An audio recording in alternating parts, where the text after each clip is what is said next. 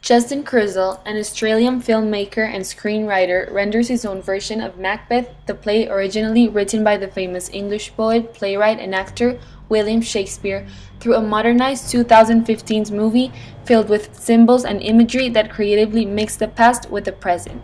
Among the various meaningful scenes from the movie, one that probably stands out due to its dramatically charged atmosphere and expected ending is the closing one.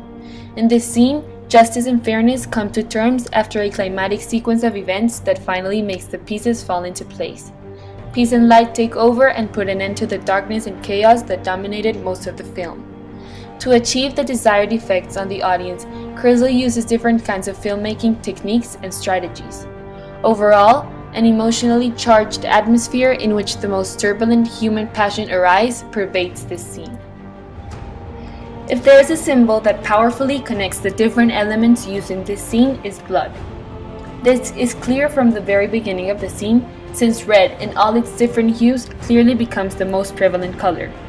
The scene is, from beginning to end, a bloodbath in every possible sense. The red coloring of the light seems to shower the characters with a symbolic kind of blood, while the real blood is gradually shed as the scene advances. Kurzel uses red to represent the blood Macbeth has shed in the past in order to become the King of Scotland. That blood, that doesn't exist anymore, comes back from the past to haunt Macbeth in his final moments and to hold him accountable for all his evil deeds. On the other hand, Macbeth's and Macduff's blood start to fill the frames, symbolizing the price that must be paid to finally put an end to the cruel unfairness that pervaded Macbeth's ruling. Another powerful symbol constantly expressed by the director throughout the scene is the battle between light and darkness, good and evil, justice and injustice. Since images speak louder than words, the director uses different kinds of visual effects such as fog, haze, and backlight to describe that battle. Despite the brightness of the sunlight, shapes are blurred and details are diffused. The fog and haze create an overall supernatural atmosphere that engulfs the personal battle Macbeth and Macduff are fighting. Those effects also create a ghostly backdrop in which the three witches and the ghosts of Macduff's wife and daughters silently stand out. The silent witnesses become as crucial for the scene as the two fighting men. In general, there is a sense that darkness must be defeated in order for light to finally prevail. William Shakespeare wrote Macbeth in 1606. Kurzel made his film in 2015. With such a wide gap of time between the two works, the difference there is between them with regards to the language content and emphasis given to some of the events are clearly necessary. Shakespeare wrote the play with a 17th century audience in mind and without the technical resources that exist nowadays. Because of that, he heavily relied upon written language in order to help the readers or spectators feel the emotions he intended them to experience. He would have probably been jealous of Kurzel's technical resources and expertise, since this director was able to convey deep and passionate emotions with an economy of words.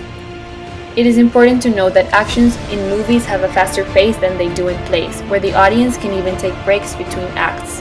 Because of that, the economy of words mentioned before becomes a necessity for the filmmaker. Keeping that in mind and taking advantage of the visual resources he had at hand, Kurzel decided to omit a whole chunk of the final scene, the one in which young Seward confronts Macbeth and Macbeth slays him. It is not unusual for a film director to face such decision-making situations, and lots of creativity are required to successfully achieve the desired effect, especially when you're dealing with a world-known masterpiece such as Macbeth. What made Kurzel omit the whole scene in which Macbeth kills young Seward is probably unclear and unacceptable for many. However, it is undeniable that the scene he crafted looks whole and meaningful, and that the risk he took paid off. As it is obvious to anyone that has ever watched the film, a risk Kurzel didn't dare to take was to change the rich 17th century English language Shakespeare used to write his play.